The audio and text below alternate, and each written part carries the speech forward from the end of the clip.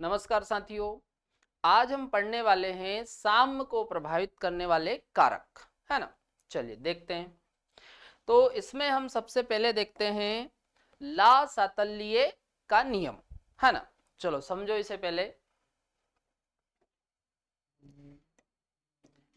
जैसे हम एक अभिक्रिया लिख लेते हैं ए प्लस बी, और इससे हमने बनाया सी प्लस डी, और हम मान लेते हैं कि भाई ये जो अभिक्रिया है वो साम्य अवस्था में है। कौन सी अवस्था में है? साम्य, है ना।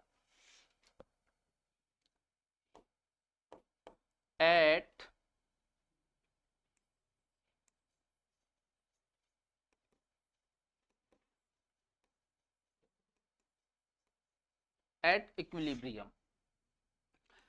तो यदि साम्य अवस्था में आप सांद्रता परिवर्तित करते हो या ताप परिवर्तन करते हो या दाब परिवर्तन करते हो, तो जो साम्य होता है वो स्वतः इस प्रकार से विस्थापित हो जाता है कि किए गए परिवर्तन का प्रभाव समाप्त हो जाए। समझ में आ रहा है कि भाई साम्य अवस्था पर आप ताप परिवर्तन कर रहे हो, दाब परिवर्तन या सांद्रता परिवर्तन कर रहे हो, तो जो साम्य होता है वो इस प्रकार से विस्थापित होता है कि किए गए परिवर्तन का प्रभाव समाप्त हो जाए, है ना। चलो पढ़ो इधर एक बार।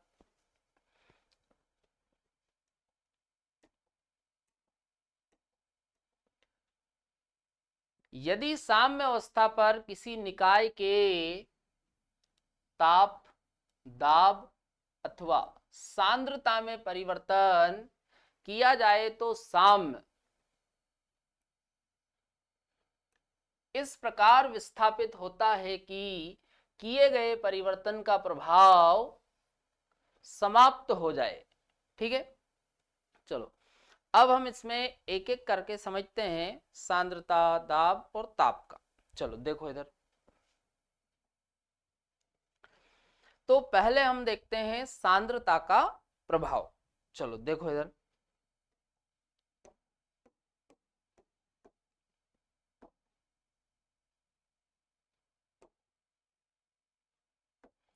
जैसे हम यहां पर एक अभिक्रिया ले लेते हैं ए प्लस बी, और इससे बना सी प्लस डी। अब यहां पर आप देखो भाई, ये दोनों रिएक्टेंट है, रिएक्टेंट हिंदी में बोलेंगे क्रिया कारक, और ये दोनों प्रोडक्ट,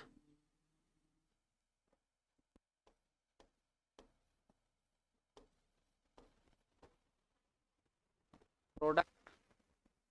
चलो ध्यान रखना जो इस तरफ लिखा हुआ है ना, जो हमारे लेफ्ट तरफ लिखा होता है उसको अपन क्या मानते हैं? रिएक्टेंट। और राइट तरफ वाले को क्या मानते हैं? प्रोडक्ट, है ना। हिंदी में बोलेंगे इसे उत्पाद। चलो अब यदि साम्य अवस्था पर एट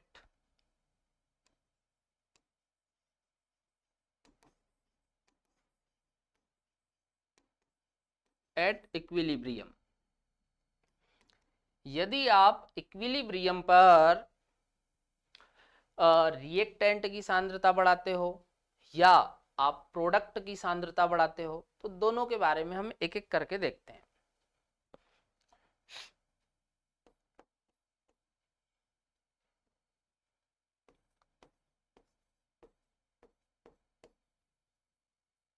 कंसंट्रेशन ऑफ रिएक्टेंट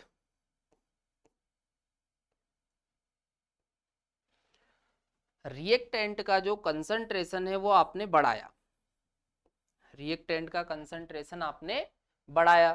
तो भाई सीधी सी बात है, जब आप रिएक्टेंट का कंसंट्रेशन बढ़ाओगे तो जो साम्य है वो अग्र दिशा में विस्थापित होगा, क्योंकि भाई आप रिएक्टेंट को बढ़ा रहे हो तो जो रिएक्शन है वो इधर चलेगी, तो जो साम्य है वो अग्र दिशा में विस्थापित होगा, है ना। कंसंट्रेशन ऑफ रिएक्टेंट बढ़ा रहे हैं,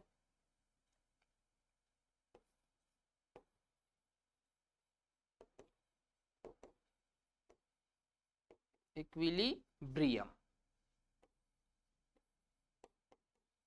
शिफ्ट टू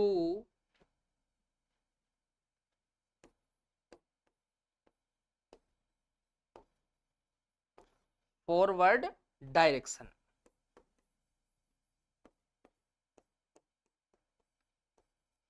तो जो इक्विलिब्रियम है वो फॉरवर्ड अग्र दिशा में विस्थापित हो जाएगा, ठीक है। चलो अब आगे देखो, यदि हम प्रोडक्ट का कंसंट्रेशन बढ़ाते हैं, किसका कंसंट्रेशन बढ़ा रहे हैं, प्रोडक्ट का,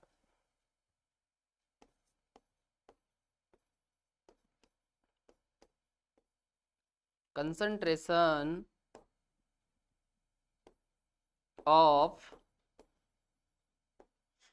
प्रोडक्ट। अब जब आप कंसंट्रेशन प्रोडक्ट का बढ़ाओगे तो जो अभिक्रिया है वो पश्च दिशा में चलेगी, अभिक्रिया किधर जाएगी, पश्च दिशा में, या फिर आप यूं बोल दो कि जो साम्य है वो पश्च दिशा में विस्थापित होगा, है ना।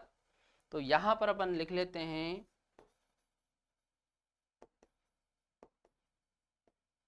इक्विलिब्रियम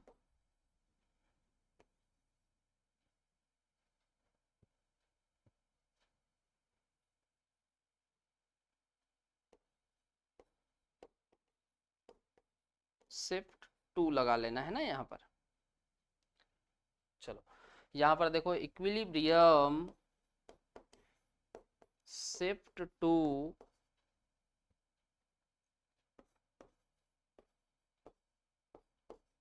बैकवर्ड डायरेक्शन,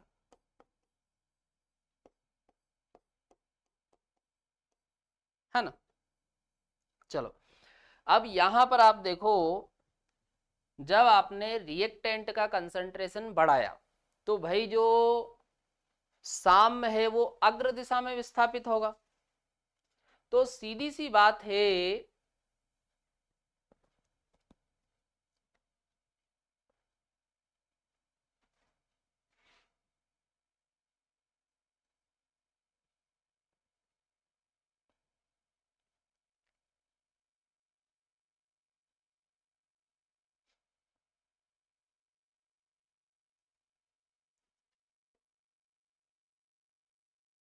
चलो, तो जब आपने कंसंट्रेशन रिएक्टेंट का बढ़ाया तो भाई जो इक्विलिब्रियम है साम्य वो आगे की दिशा में विस्थापित हो रहा, तो सीधी सी बात है इस कंडीशन में जो प्रोडक्ट है उसका कंसंट्रेशन बढ़ेगा, है ना। और यहां पर यदि आप देखो तो जब आप कंसंट्रेशन प्रोडक्ट का बढ़ा रहे हो तो भाई सीधी सी बात है जो साम्य है वो पश्चिम दिशा में विस्थापित हो रहा, तो इस वाली कंडीशन में जो रिएक्टेंट है इनकी सांद्रता बढ़ेगी। इतना समझ में आ रहा है। चलो ये नोट करो पहले,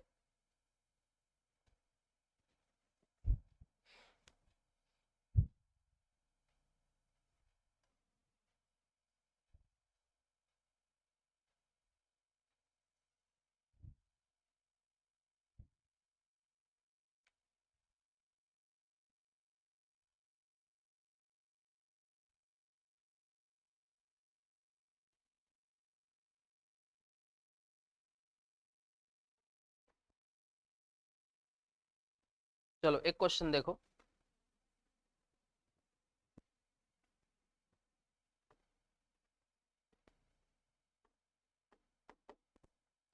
जैसे आपको दे दिया जाए PCl5,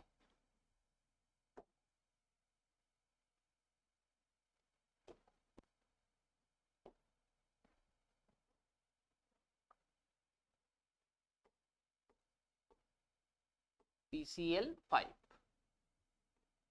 और इससे इधर बन रहा है PCl3 प्लस Cl2, है ना। गैस गैस और ये भी गैस, है ना।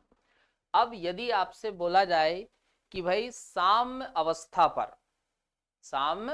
अवस्था पर PCl5 की सांद्रता बढ़ाई जाए तो साम्य पर क्या प्रभाव पड़ेगा, है ना। देखो इधर, तो भाई ये आप देखो, ये यहां पर रिएक्टेंट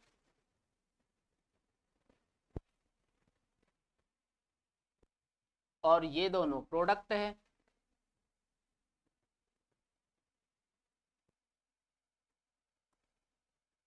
है ना। चलो, अब क्वेश्चन में बोल रहा है एट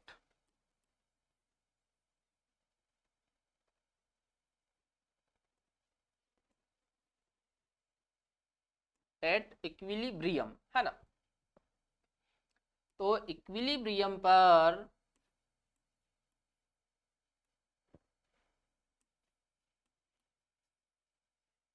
कंसंट्रेशन ऑफ PCl5 बढ़ा दिया, PCl5 का कंसंट्रेशन बढ़ा दिया। तो भाई आप देखो, रिएक्टेंट का कंसंट्रेशन बढ़ाया तो जो साम्य है वो अग्र दिशा में विस्थापित होगा, है ना। तो अपन यहां पर बोल सकते हैं इक्विलिब्रियम शिफ्ट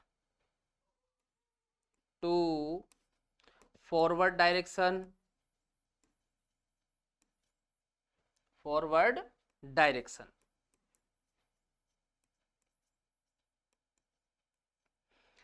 अब देखो अभिक्रिया फॉरवर्ड डायरेक्शन में चलेगी, है ना।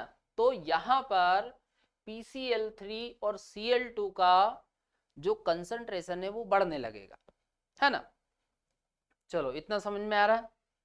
चलो ठीक है, अब अगला अपन देखते हैं दाब परिवर्तन का प्रभाव, है ना।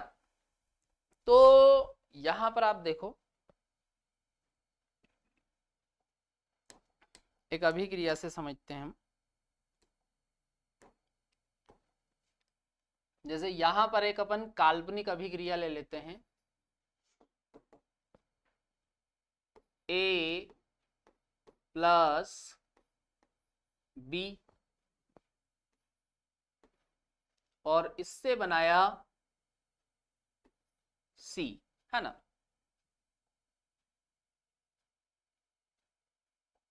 चलो, अब यहां पर जब आप दाब को बढ़ाते हो, भाई अभिक्रिया साम्य में है, आपने दाब को बढ़ाया, तो जब आप दाब को बढ़ाते हो तो जो अभिक्रिया होती है, सॉरी साम्य या फिर अभिक्रिया भी आप बोल सकते हो, तो जब आप दाब को बढ़ाते हो तो जो साम्य है वो उस दिशा में विस्थापित होता है जिधर मोलों की संख्या कम, मतलब जो साम्य है वो उस तरफ विस्थापित होगा जिधर मोलों की संख्या कम है।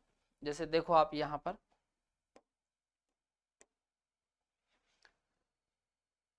आप देखो ये रिएक्टेंट, तो यहां पर कितने मोल है, 2, भाई ए का भी 1 और बी का भी 1, और यहां पर आप देखो मोल कितना है, 1, यहां पर कितना मोल है, 1।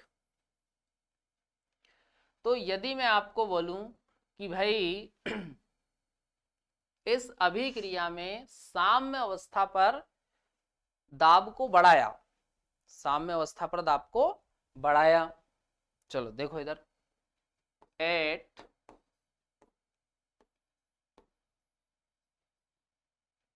Equilibrium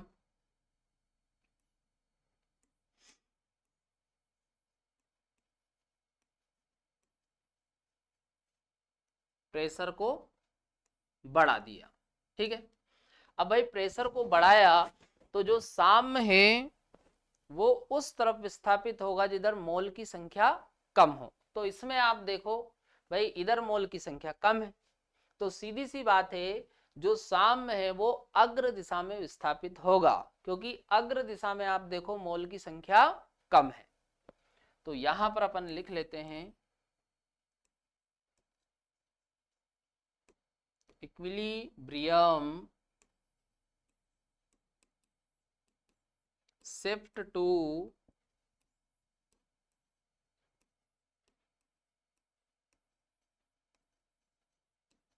forward direction.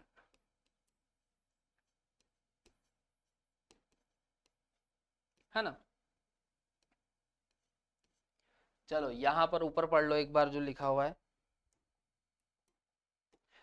यहां पर देखो ला सातल्य के नियम के अनुसार साम्य उस दिशा में विस्थापित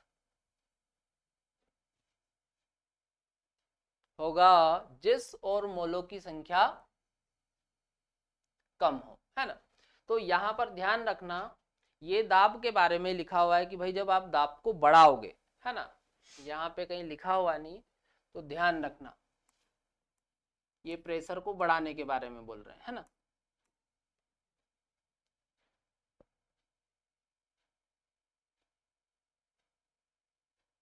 चलो, तो यहां पर आप देखो एक बात आपको ध्यान रखनी है, यदि भाई कोई ऐसी अभिक्रिया है जिसमें रिएक्टेंट और प्रोडक्ट में दोनों तरफ मोल की संख्या बराबर है, तो वह जो साम्य होगा वह दाब परिवर्तन से अप्रभावित रहेगा। है ना, क्योंकि भाई मोलों की संख्या दोनों तरफ बराबर हो गई, तो प्रेशर आप बढ़ाओ या प्रेशर को कम करो उससे कोई परिवर्तन नहीं होने वाला। है ना,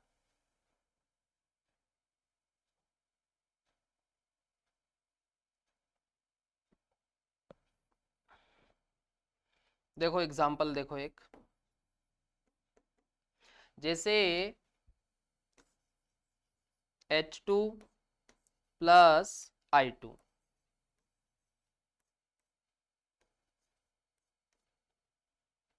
से अपन बना लेते हैं 2HI। है ना, तो यदि आप यहां पर प्रेशर को बढ़ाते हो या प्रेशर को घटाते हो तो इस अभिक्रिया पर प्रेशर का कोई प्रभाव नहीं पड़ेगा। ठीक है, चलो पढ़ लो इसे भी एक बार। यदि एक गैसीय अभिक्रिया में मोलों की संख्या परिवर्तन नहीं हो तो साम्य दाब के परिवर्तन का प्रभाव नहीं होता है। मतलब साम्य पर दाब परिवर्तन का कोई प्रभाव नहीं होगा, पर ध्यान रखना कब, जब दोनों तरफ मोलों की संख्या बराबर हो। जैसे यहां पर देखो भाई प्रोडक्ट में कितने मोल है, 2, जबकि यहां पर आप देखो 1 मोल इसका और 1 मोल इसका, तो इधर भी कितने मोल हो गए, 2, और इधर भी कितने मोल है, 2। समझ में आया, चलो नोट करो पहले इसे।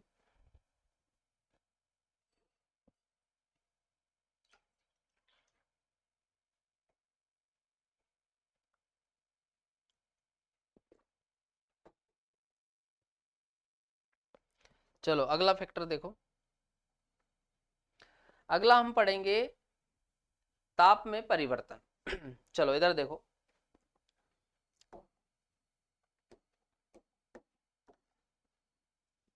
तो यहां पर अपन 2 केस पढ़ेंगे।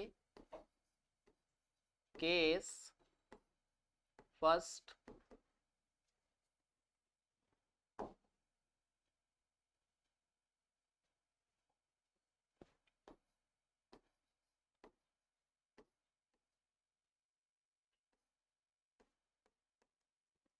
चलो इधर देखो, यदि हम टेम्परेचर को बढ़ाते हैं,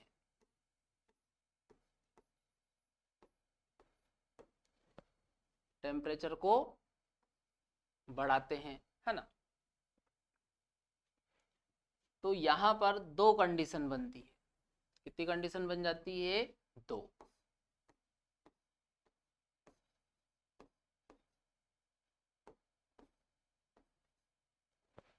टेम्परेचर को बढ़ा रहे हैं, है ना। तो इसमें दो कंडीशन बन जाएगी, क्योंकि जो अभिक्रियाएं हैं वो दो प्रकार की होती, एंडोथर्मिक और एक्सोथर्मिक, है ना। चलो,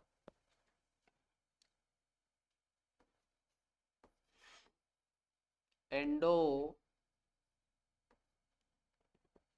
यार इसमें जगह कम पड़ेगी, ऐसा करते हैं अपन,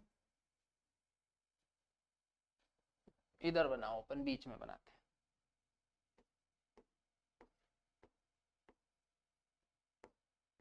टेम्परेचर को बढ़ाया, तो जब आप टेम्परेचर को बढ़ाओगे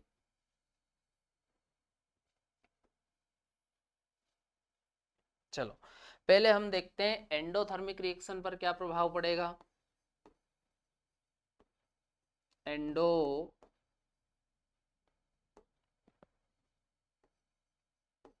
endothermic reaction,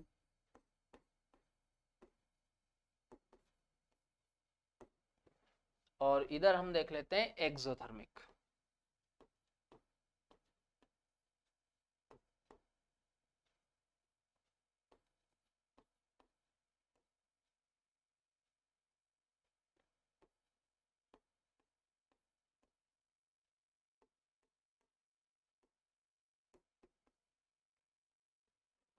exothermic reaction,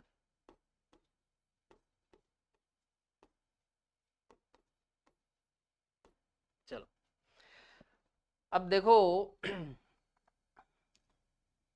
endothermic reaction के बारे में यदि हम देखें तो जो डेल एच होता है एंडोथर्मिक रिएक्शन के लिए पॉजिटिव होता है। डेल एच एंडोथर्मिक रिएक्शन के लिए कैसा होता है, पॉजिटिव। डेल एच है एंथैल्पी परिवर्तन, डेल एच क्या है, एंथैल्पी परिवर्तन। चलो इधर देखो, और एक्सोथर्मिक के लिए डेल एच होता है नेगेटिव, डेल एच कैसा होता है, नेगेटिव। चलो इधर देखो,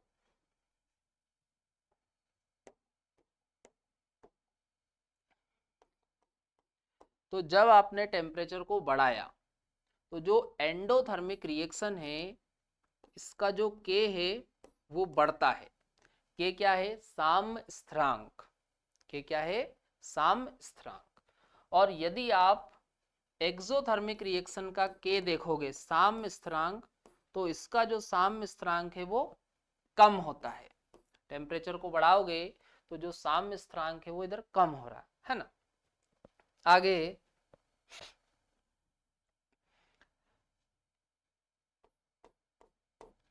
इधर जो रिएक्शन है वो फॉरवर्ड डायरेक्शन में चलेगी। जब आप टेम्परेचर को बढ़ाओगे तो जो रिएक्शन है वो किस दिशा में जाएगी, फॉरवर्ड, है ना। तो यहां पर अपन लिख लेते हैं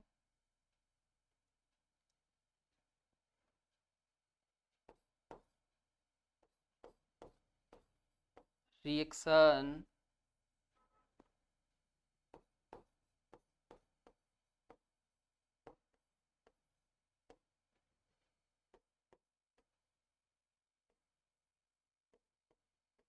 प्रोसीड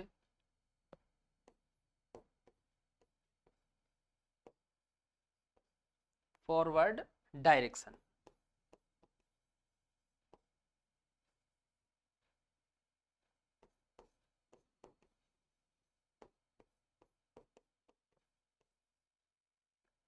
और यहां पर यदि आप रिएक्शन को देखोगे तो यहां पर जो रिएक्शन है वो बैकवर्ड जाएगी। कैसी जाएगी, बैकवर्ड। तो रिएक्शन प्रोसीड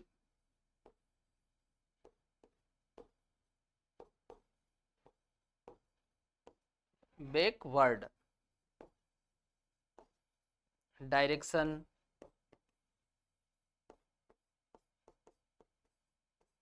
है ना। या फिर अपन शॉर्ट में इसको ऐसा भी लिख सकते हैं,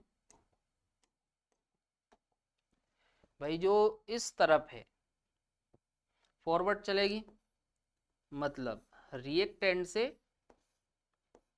प्रोडक्ट की तरफ, रिएक्टेंट से प्रोडक्ट की तरफ। चलो, और इधर आप देखो, इधर बैकवर्ड, तो इधर प्रोडक्ट से रिएक्टेंट की तरफ, है ना। तो यहां पर आप देखो, जो साम्य है वो शिफ्ट किधर हो रहा, फॉरवर्ड, जबकि यहां पर आप साम्य को देखोगे तो साम्य शिफ्ट हो रहा बैकवर्ड, है ना।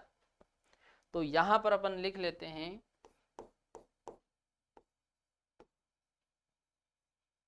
इक्विलिब्रियम शिफ्ट टू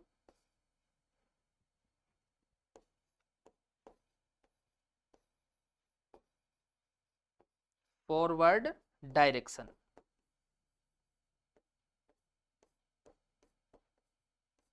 चलो, और इधर अपन लिख लेते हैं equilibrium shift to backward direction.